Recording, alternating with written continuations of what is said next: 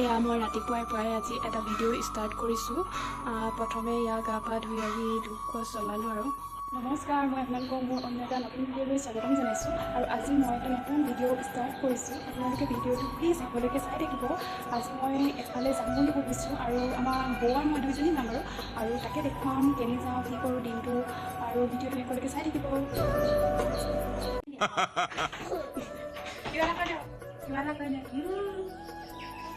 কি শুনি কৈ দিয়া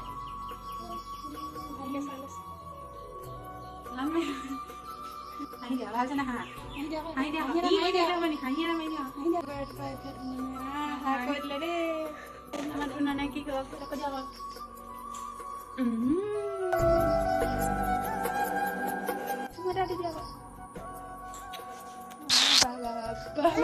মায়ে ধূপ চাকি ৰাতিপুৱাই জ্বলালে আৰু আজি ৰাতিপুৱাই আমাৰ ধুন মানুহ কাম আৰম্ভ হৈ গৈছে আৰু এয়া কাম কৰি আছে। এয়া আমাৰ কাম কৰা মানুহ কি কৈছা ন কি কৈছে আম কোনে খালে ন এইফালে ৰাতিপুৱা এতিয়া বৌয়ে চাহ বাকিবলৈ লৈছে আৰু চাহ বাকিছে আৰু এয়া চাহ আমি খাই লওঁ। আজি মানে আমি এফালে যাম বুলি ভাবিছোঁ আৰু মানে যাব লাগিব আৰু সেইকাৰণে ল'ৰালৰিকৈ কামবিলাক কৰি আজৰি হ'ব লাগিব আৰু এতিয়া বাচন চাচন মেলি দিছোঁ আৰু মই আজি মানে এটা কাম আছে আমি সেইকাৰণে তালৈ যাব লাগিব। আপোনালোকে ভিডিঅ'টো চাই থাকিব, গম পাব আমি কেনি যাওঁ আজি। এতিয়া ৰাতিপুৱা সাজৰ কাৰণে মই এয়া শাক কাটিবলৈ লৈছোঁ আৰু এতিয়া ঢেকীয়াখিনি ধুনীয়াকৈ ছিঙি লওঁ। ৰাতিপুৱা ভাত সাজ বনাব হ'ল আৰু এতিয়া মই বনাবলৈ লৈছোঁ আৰু এতিয়া এইখিনি ছিঙি লওঁ। আপোনালোকে ভিডিঅ'টো একেলগে চাই থাকিব। যিহেতু ঢেকীয়াবিলাক লগালগ ধুই বনালে পিছল হয়, সেইকাৰণে আমি আগেয়ে ধুই পিনে কালিয়ে ধুই থৈ দিয়া আছে আৰু ধুই ঢাকি কৰি থৈ দিছোঁ। আৰু এতিয়া এইখিনি ধুনীয়াকৈ ভাজিম। কাটি হৈ গ'ল। ৰাতিপুৱা ফুৰি আহিলে গৈ আমাৰ ধুন মানুহ কেনেকৈ আছিলা কি আনিলা ন কি আনিলা দিয়া অঁ চাহ আনিবলৈ গৈছিলে আৰু কি আছে আৰু তাত কি আছে আকৌ চাহ আৰু কি আছে অঁ চানা আৰু চাবোন আৰু এইটো কাৰ বস্তু। এতিয়া মই ভাত বনাই আছোঁ আৰু এইফালে আকৌ ঢেকীয়া ভাজিলোঁ আৰু কিবা এটা বনাব লাগিব, সেইকাৰণে গাড়ীখন পাতি থৈছোঁ। আৰু যিহেতু ৰাতিপুৱা ভাত পানী খাই আজৰি হোৱাৰ পাছতে কামবিলাক কৰি আজৰি হোৱা হয়, সেইকাৰণে সোনকালে ভাত বনাইছোঁ আৰু ভিডিঅ'টো সকলোকে চাই থাকিব। আজি এফালে যাম আৰু সেইকাৰণে পঢ়া শুনা কৰা হৈছে আৰু এতিয়া মই বনাবলৈ লৈছোঁ। কালিয়ে আনি থোৱা হয়, মাছ আছে আৰু ইয়াৰ বনাবলৈ লৈছোঁ। A few moments later. ওলাই হৈ গ'ল, ওচৰলৈ যাবলৈ আছে, বেছি দূৰ নহয়। ওলাই কৰি আজৰি হ'লোঁ আৰু ভাত পানী খালোঁ, ঘৰ মুচিলোঁ আৰু সকলো কাম বন কৰি আজৰি হৈ এতিয়া যাবলৈ লৈছোঁ। বেছি দূৰ নহয়, ওচৰতে হয় আৰু এতিয়া মানে কি হ'ল বৌ ওলাই গ'ল, কিন্তু বৌ ওলাই যোৱা নাই, সেইকাৰণে মই ৰখি আছোঁ। ল'ৰাটো ওলাই আছে, ল'ৰাটো গ'লে তাৰপিছতে ওলাব আৰু যাম। অকণমান দেৰি বহি লৈছোঁ, ভাত খাই ডাইৰেক্ট ওলাইছোঁ যিহেতুকে অলপ দেৰি বহি লওঁ আৰু ভিডিঅ'টো সকলোকে আপোনালোকে চাই থাকিব। ভিডিঅ'টোত আজি কিবা এটা বেলেগ হৈ আছে, সেইকাৰণে ভিডিঅ'টো আপোনালোকে সকলোকে চাই ল'ব। ৰাস্তাটো দেখোন এইফালে আমাৰ ৰাস্তাৰ অৱস্থা। এতিয়া আমি গৈছোঁ,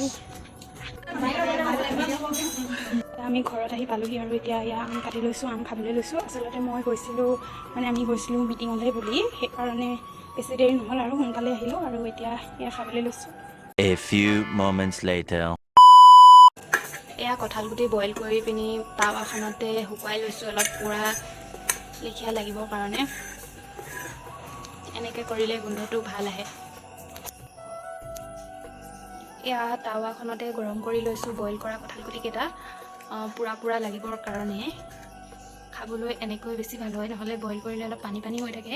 এতিয়া ধুনীয়াকৈ এতিয়া পোৰা টাইপ হৈ গৈছে।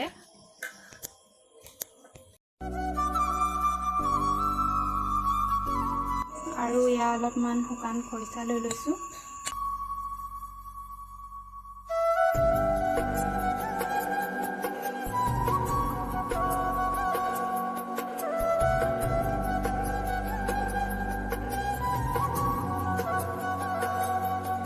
এইখিনি ভালদৰে পিটিকি মিক্স কৰি ল'ব লাগিব। কঁঠালগুটিৰ এনেকৈ পিটিকা বনাই খাই বহুত ভাল লাগে, খৰিচা দি বিভিন্ন ধৰণে খাব পাৰে। কঁঠালগুটি খাই বহুত ভাল লাগে আৰু এনেকৈ খালেও বহুত টেষ্টি লাগে।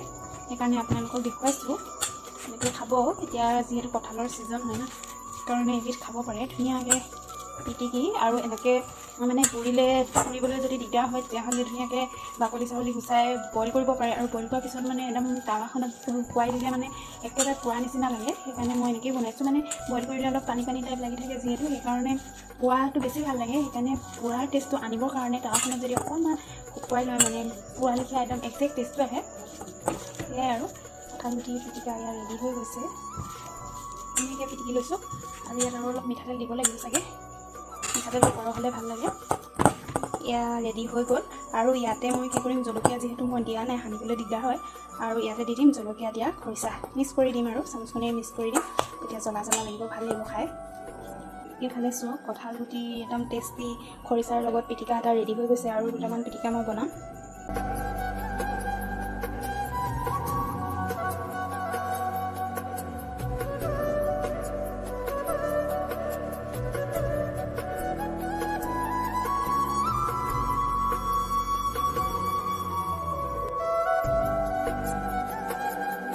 এতিয়া মোৰ এয়া ডিম দিয়া কঁঠালগুটিৰ পিটিকা, এইফালে খৰিচা দিয়া কঁঠালগুটিৰ পিটিকা, আৰু এইফালে হ'ল টেঙা দিয়া পিটিকা। আৰু এই তিনিবিধ পিটিকা ৰেডি হৈ গ'ল।